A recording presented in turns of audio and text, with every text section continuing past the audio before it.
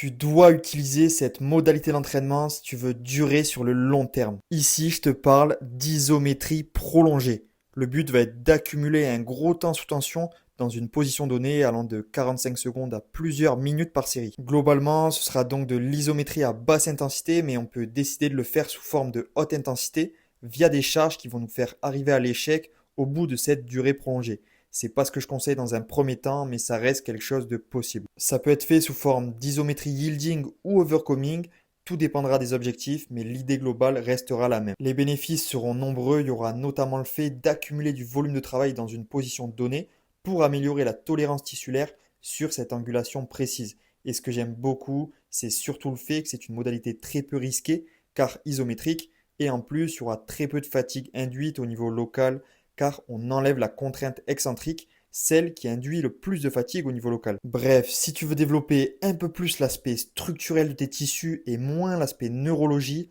alors l'isométrie prolongée est l'outil parfait. Allez, maintenant, like et abonne-toi pour enfin construire un corps anti-fragile.